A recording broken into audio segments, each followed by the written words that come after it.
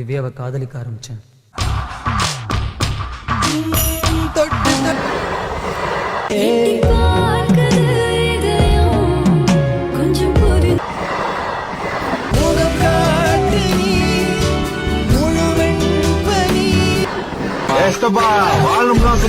உயிருக்கு பயந்து வாழணும்னு சொல்ல நீ என்ன பொண்ணுக்கு போய் நல்ல ஞாபகம் இருக்கட்டும், இது ஏன் சமஸ்தானம்.